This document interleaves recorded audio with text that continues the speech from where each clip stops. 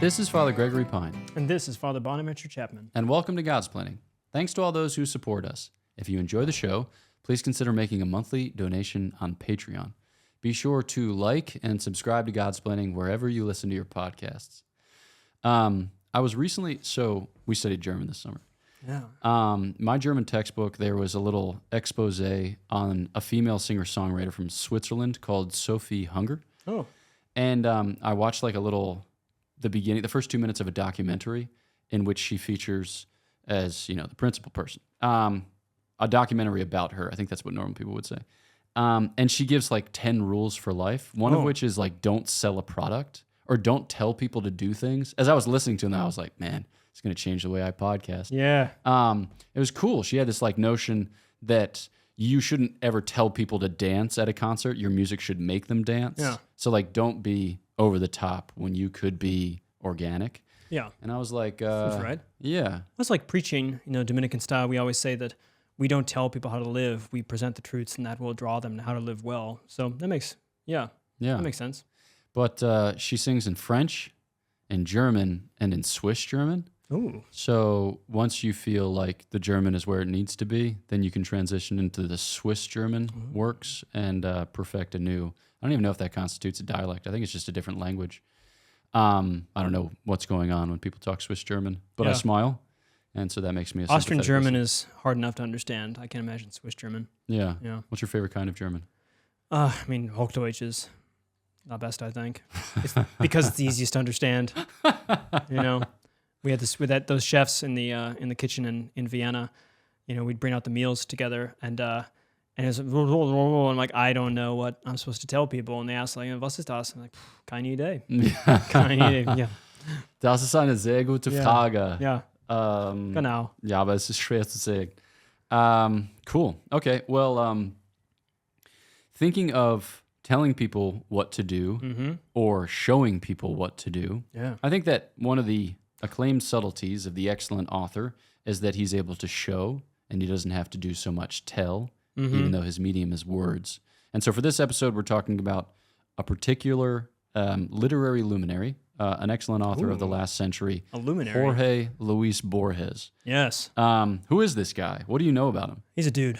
Yeah. So Argentinian. I think his dates are 1899 through 1986. So lived for a long time. You can watch him on YouTube. He actually has an interview. This is a nice part where you have cool people. Like Friedrich Nietzsche, for instance, is on YouTube. Pope Leo XIII is on YouTube.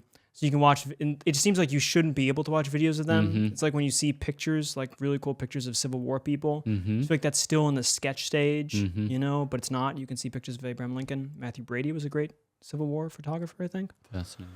In any case, so he lived a long time. He was blind. He went blind at some point, maybe in the 1960s or something. And he writes about that, but not in a referential nonsense way, indulgent. Yeah. The neat part of Borges, he was a great writer of short fiction, mainly short stories, but also a tremendous writer of nonfiction. He's a bit not unlike David Foster Wallace, except Foster Wallace also did gigantic books. But that his fiction and his nonfiction are spectacular. Yeah. Some guys do one or the other, but Borges, his nonfiction is really good. His discussions about philosophy, theology, writing, all of this kind of T.S. Eliot. But he's known mainly for fiction. Never won a Nobel Prize, which people always felt was a little bit of a shot against him. He was a sort of conservative figure, although he was apolitical. If you go online, you can watch an episode of The Firing Line, I think it is, with William F. Buckley. And he acquits himself well, Jorge Borges does. But he always stays out of politics. But he was a little more on the right side of things, you could say. And so the literary world was not interested. Although he's not a right-wing or a left-wing writer. He's just a very intelligent, intellectual writer who says things and writes as they are without the overwhelming drama. You sent me an essay of David Foster Wallace about Borges, which is in reaction to... Borges on the couch. Yeah, which is in reaction to a literary biography written, some maybe 2004, 15 years after his death. Yeah. And David Foster Wallace says one of the best things about the book is that it identifies a kind of cultural tension at work in Argentina during the time of Borges's life, where it's like between the kind of European influence, the haute couture, and then the kind of gaucho influence native to the Pampas of Argentina, and that you see Borges as kind of like half European elite, Yes. half Argentinian gaucho. But then he described also too how this impinges upon his political reality, because you have the rise of Peronism at the end of Borges's time in Argentina, where there's like a lot of resurgent populism that is democratically at least desired or voted upon potentially, and as a way by which to distance himself from the situation, he just left the country. That in Switzerland, I think. Yeah. Which is like, it's a peculiar way of being apolitical. It's like you want a thing for the country, you know that the country doesn't want it for itself, but insofar as your principles are democratic, you realize that you can't foist upon them what you think. And so he just said, peace. Yeah, that's right. Which seems intellectually honest. Maybe pusillanimous, but nevertheless. I mean, I guess the question is the degree to which you should stick with the thing because it's yours, even if the thing doesn't want you to stick with it. Yes. It's like, I'm here for you guys. They're like, we literally don't want you here. Yeah. This is like, I remember when I was converting, I read an essay by R. Reno called Remaining in the Ruins or something. And it was how, as the Anglican Church was collapsing, he was sticking out because this is the thing we're committed to. And, even though it's bad news and all this kind of stuff. And of course, a couple years later, we have Out of the Ruins. And that's it, like, I'm out of here. Forget it. Guys don't want me. Forget it. Yeah. No, it's just like there's a limit. Well, I could talk about this forever, but it's not Borges. So, all right, but bring us into Borges's world.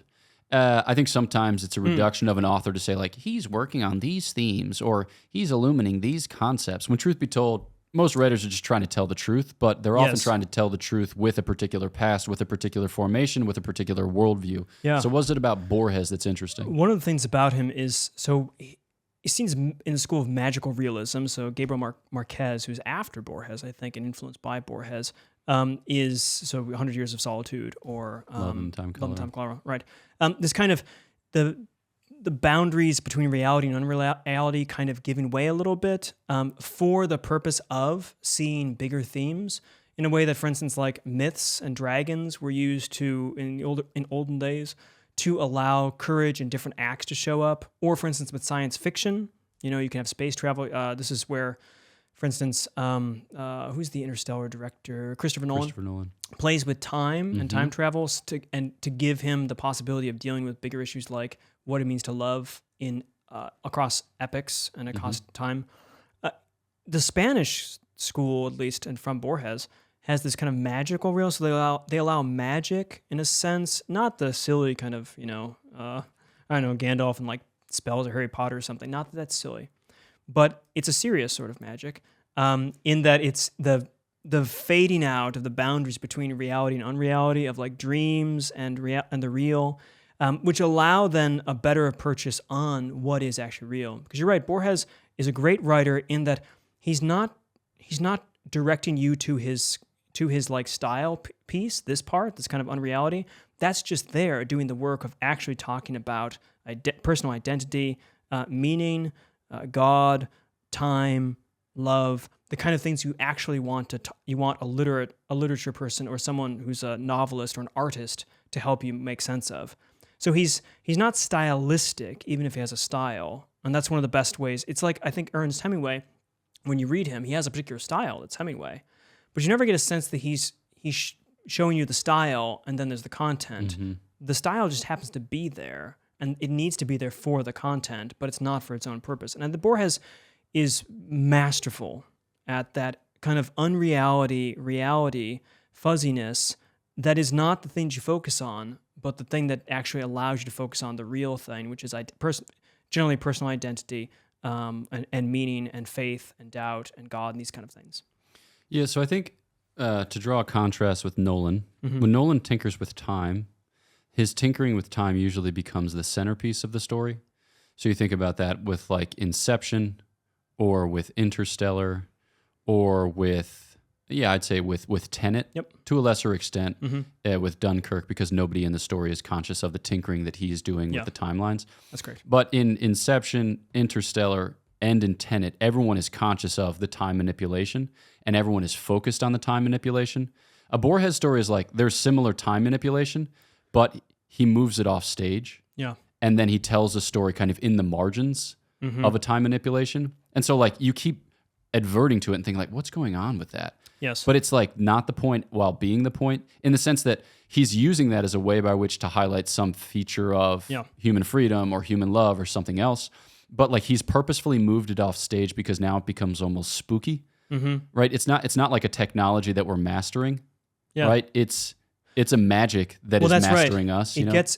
Yeah, exactly. Because of course, with Christopher Nolan, you always almost have to explain a little bit of the technology about how the black hole thing works for time, or how the Tenet kind of mechanism works, or something. Whereas for Borges, it's much creepier and more magical, and there's no explanation. And when you start to focus on it, you start to think, "Whoa, how am I?" Like it's almost as if he's putting things, placing things, floating things on a contradiction. Whereas the Interstellar, Chris Nolan, he's floating things on maybe something that seems impossible, but at least it's got some science to it, a stretch. Whereas for Borges, it feels like contradictions are actually floating truths. And that is a masterful move. And the thing that's cool about it is that, especially with his prose style, which can at times be kind of demagogical, it becomes necessary. Yeah. It's not a matter of like, let's get under the hood here and see what's going on with all the flywheels. Nope. No, it's necessary. So like this is the case, and we're going to keep on plowing ahead. One of the main he's a very intelligent, one of the most intelligent authors I've ever read, like in terms of a fiction writer or a novelist, is that he gets the philosophical concepts behind things. Even the way that's like Cormac McCarthy in his last, we talked about the Passage and Stella Maris and all of that. You feel like he's just kind of catching up to. He's using a little bit of philosophical tools and Platonism, but Borges, this is his thought pattern. So, for instance, as you mentioned, necessity of this. He plays with necessity and contingency and fuses them such that you have in a lot of stories the necessity of contingency, right? That you have this overlapping of what would be a contradiction. There's things that are contingent, there's things that are necessary. But you get, instead, he plays a lot of what happened had to happen, or, that's not surprising, that's fatalism, what will happen has to happen contingently. And he gets us out through the story, and then you experience it, and you think, and then you think about it for a second, and that's just a very powerful kind of reframing of reality, which is an achievement. Yeah, okay. So a couple of things which are said of Borges are that, one, he's a hyper-literary figure, so a self-consciously literary figure. So most people, when they write books, they just write books and then they move on. At a certain point, people become conscious of the fact that they are writing books as a writing of a book. Yes. So like another example of a hyper-conscious literary figure would be somebody like T.S. Eliot. Yes. Who is both a poet and a playwright and a literary critic, and he's navigated the morass of modernity and come out on the other side in a kind of strange reclamation of something coherent, you know? But with Borges, often enough, it's words, it's concepts, it's stories, it's fiction itself, which is not merely the subject matter, but even like the protagonist of his stories. And then you'll have David Foster Wallace says that he's the bridge, or he's the coming together, or he's the nexus of modernity and hypermodernity. Excuse me, modernity and postmodernity. Yes. Which are different things. Yes. So that's a lot of stuff. But maybe could you clarify some concepts and set things out? So one thing is, so Borges, in a sense, his characters are often books.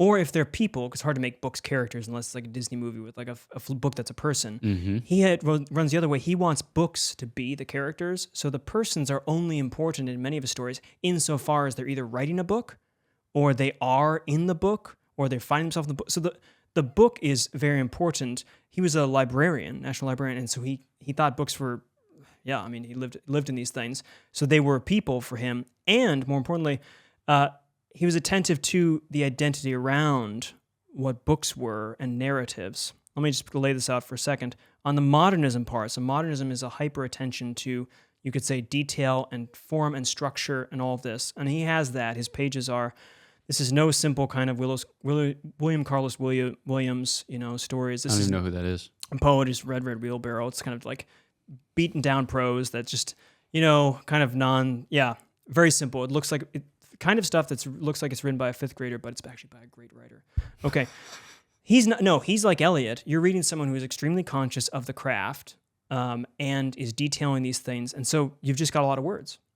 A lot of big words, a lot of small words, a lot of words. So it's very precise.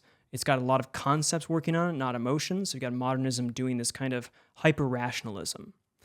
At the same time, postmodernity is the sense of the breaking down, if we give it in its most simplistic terms, the breaking down of rational narratives, like stories that map onto reality perfectly.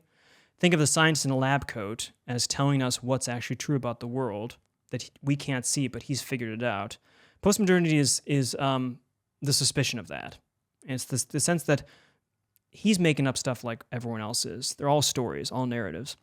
And what you find with Borges in this kind of fusion, I think Foster Wallace is right about this, the bridge, is that you have a hyper-rationality of structure and concepts with a notion of they're not pointing at anything behind them.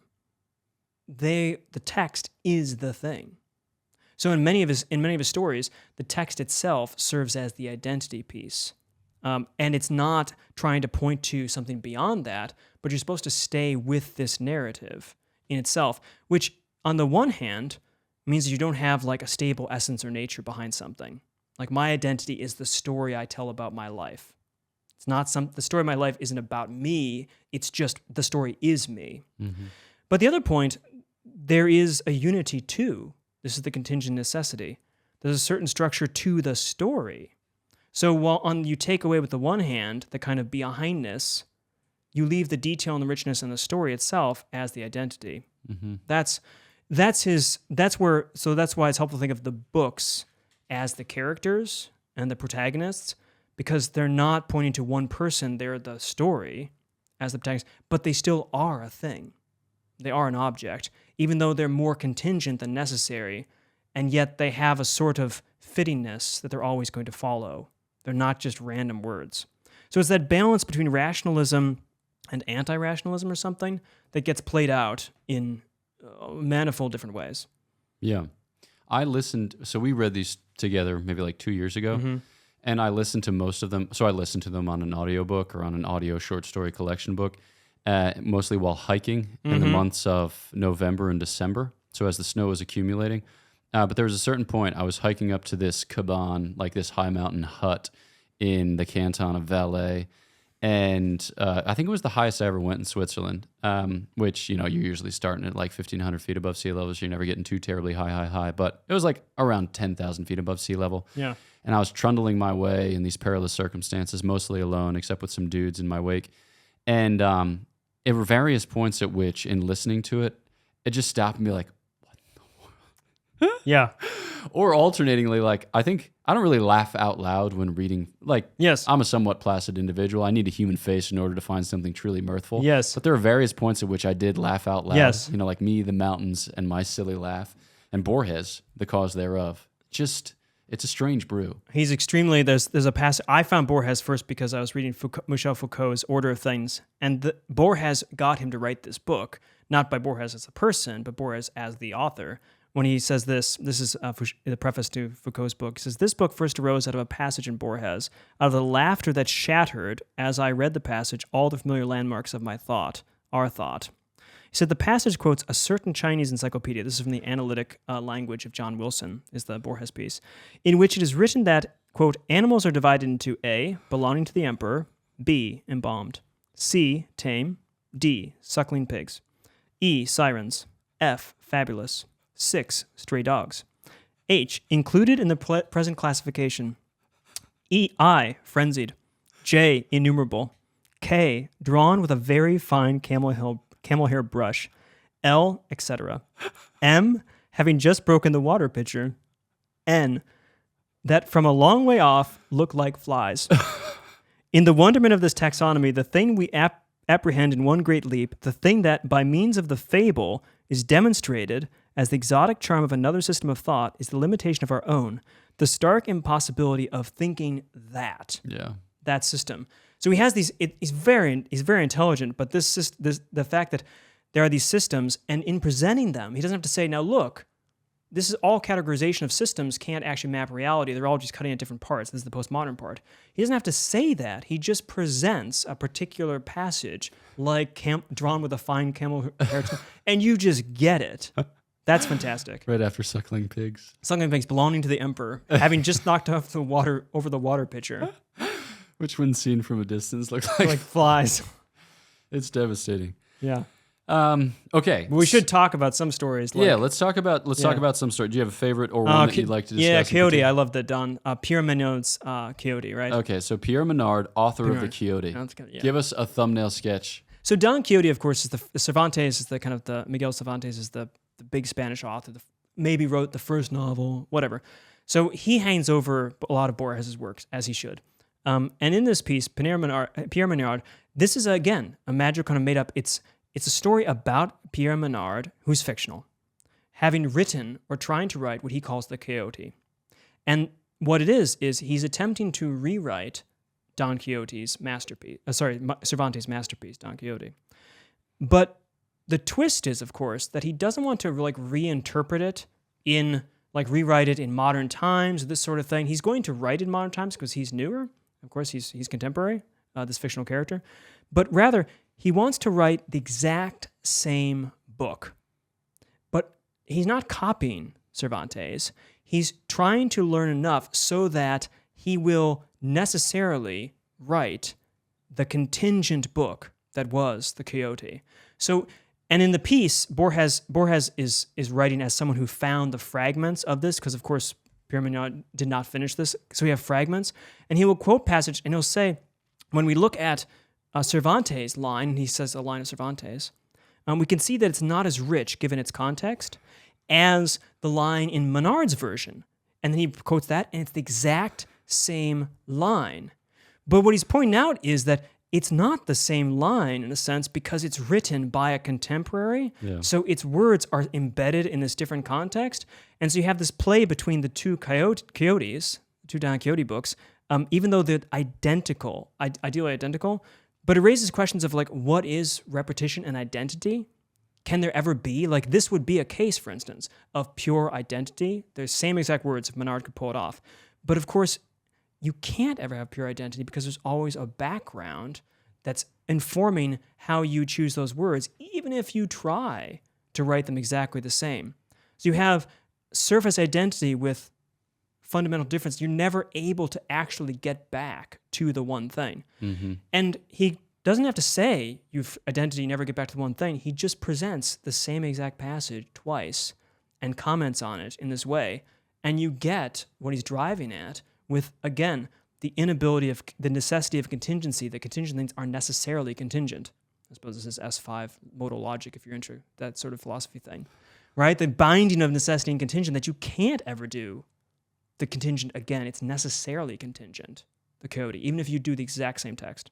That's cool. Yeah, it's like you hear thought experiments in philosophy of mind where it's like if you just put an unintelligent animal in front of a computer and just have him type until Jesus comes back, if you have potentially unlimited time, there are chances, or there's a good chance that he'll say something intelligent at some point, and that he'll string together letters which constitute words, which constitute sentences, which constitute paragraphs, and if given enough time, perhaps he could compose the Quixote. So it's not so much like a commentary on the fact. He has another story about that, like the Library of Babylon. Oh, yeah. Where it's a matter of composing all things in all manner of ways. Yes. But in this particular case, I think it's like you have literary critics who are advancing notions along the lines of the death of the author. There are, authorial intent, which used to be king, is no longer, not in the mere sense that I'm uninterested in what the author thought while writing, but in the sense that text, there's the apotheosis of the text, where it's no longer his. Yeah, it's no longer his. It's the community's. It's for the community to construct or deconstruct, but it has a life of its own. Yeah. And there's the sense that what Pierre Menard, the fictional character, is doing in this fictional exercise is living that life. Yes. But he's trying not to. Well, he's living his life. Exactly. But in a literary exchange with the text itself that has a life beyond the original author. Yes. So, it's like for the original author, for Cervantes writing the Quixote, there was a life that he imparted to the text. Yeah. But he wants a kind of isomorphic life, not Yeah. an identical life. Yeah. In the sense that he wants to engage in a similar activity which gives rise to a similar life, but his own activity for the production of his own life, Yeah. which is insane. It's Sisyphusian in the sense that like it's myths of Sisyphus. He's always trying to roll the boulder up and it always falls down. That like he can't, no matter how hard he works, the harder he works to get the coyote, the farther he'll be from it because the more he will have brought himself into it. Mm-hmm. So it's like even though it's an incredible project, it's an impossible task. Yeah. And that's really Well, what about your favorite? What's one that you like? There's so many of these things in this book, but another one that we read, The Garden of Forking Paths. Oh yeah. So this idea, we said previously that it's hyperliterary, or his works tend to be hyperliterary in the sense in which, like, the text itself plays the role of a kind of protagonist, or it's like there's a person interacting with a text, and you might think that this is the principal protagonist and this is of secondary importance, where it's like the interaction of the putative principal protagonist is just for the sake of bringing expression the principal protagonist who is the text. So in The Garden of Forking Paths, you have this notion that this guy's going to write a great work and he's going to make a great labyrinth. Mm-hmm. So he's got like 2 projects. But it seems that he came to the end of his life not having finished the great work and then not having constructed the labyrinth. Yeah. But then a researcher many years later discovers what was left of the great work that he began and came to discover that it itself is the great labyrinth. Mm-hmm. And for lack of a better description, it's a kind of choose your own adventure. Mm-hmm. But it's not as if choosing one limits you in the choice of the other. It's that those possibilities remain possibilities. Even as you exercise one, you are exercising another. And so like The Garden of Forking Paths, in the sense that you're always being spun out fractally, further and further with greater numbers of permutations and combinations. Yes, but also coming back to what you initially expect, it's the fork that you didn't take turned out to be the path that you had to take, and you're going to get. So it's again the contingent necessity business. If no one cares about time in this way, one of the key is in Borges is the contingency necessity, such that it looks like you have to make a contingent choice, this or this, but actually it's necessary that you're going to do both, and but only by making the contingent choice, do you get the necessity that you're going to have done that other thing. You're going to have done the labyrinth, even if you wrote the book, by necessity, even though you chose against the labyrinth for the book instead. Yeah, it's totally insane. Yeah. But one thing I love about it is that it's framed in a narrative which is totally nuts. So it's like this is the magical kind of business. Exactly. Yeah. So there's this guy who's being pursued by an aggressor, or by somebody who's going to kill him. Captain Madden. Right. Yeah. Yeah. And then he happens upon the individual who has discovered this thing about the book, which is the labyrinth, and reveals to him his very life's purpose. But he's actually trying to deliver a message, some military reconnaissance message to his immediate superior, and he won't have time to do it. But then he does it. He comes to discover that the man who has figured out the secret bears the name of the town which is about to be attacked in the First World War, and so he kills him. So that way it'll be published in the newspaper, so that people will find out that this whatever. Necessity and contingency. So it's like the person who brought to him, or like bore for him, the sense of his life's work, or of like his principal preoccupation, is the guy that he kills so he can send a message, which is of a lower importance, at least as concerns his overall project, but is urgent in the present. I mean, but then it goes back to the Forking Paths. Yes. He had to do it. Yeah, that's the well, and you get a bit of like the Tennant thing where it's like the future and the past, but it's just not like so in your face. It's a bit like when I remember watching Saving Private Ryan. I thought, oh, great World War II movie, and then I saw Thin Red Line right afterwards, and I said, whoa. And it made Saving Private Ryan look like less of a movie in a way for World War II. It's doing different things. That's not fair. Yeah. But like the Terrence Malick, and same way, like Nolan is doing awesome stuff, but then you read Borges, and you're like, you can push this up a key. Like, you don't need to tell us that. You can just do it well, and we'll have it. And so, if you like Christopher Nolan and you like to read, Borges might be for you. Okay, so we're coming to the end, but some people might hear this episode and be like, it was 30 minutes, but I understood like 17 minutes of it. That's because we only understood 17 minutes of it. But for people who are potentially intimidated by Borges, whom you think might still profit from Borges, where would you recommend that they begin? Somewhere? Yes. Everywhere? Anywhere where you're Nowhere. Contingently for necessity. I mean he has collected or selected nonfiction works in the collected works of his. by Penguin. That might be a good place to start because that's like almost, you can think of it as like scratch books for the collected fiction. You get a sense of what his philosophical and ideas, what he cares about in there. The problem with all the biographies is they just read him as like a stunted, was spurned by women. And so therefore, I just read a book on comparing him to Heisenberg and, Heisenberg, Kant, and Borges, which I thought was going to be a great book because I love all three of those men. Yeah. It's awful. Rumor of Angels or something. But just, again, Borges is just like a stilted. Why those three people? Oh, the invisible. It had such great promise. But like Kant lived 150 years before them. Why those three people? It was the invisible, like, in guarding the visible. So the uncertainty principle, the de non zik behind this sort of thing. And then Borges is kind of never getting to that's the kind of trick. They have a similar kind of, transcendent that is not approachable in a certain way. That's insane. I had a hard time actually trying to keep reading that book, and I stopped. And I love all those people. Yeah. It was really like in my wheelhouse and got nothing out of it. Yeah. So, but maybe I need to go back to it. If the guy wants to come on, we'll do a guest pointing episode on him. If he's listening to this right now, sorry for any offense. Yeah, but maybe selected fiction might be good. But just jump in with collected fictions and read them twice.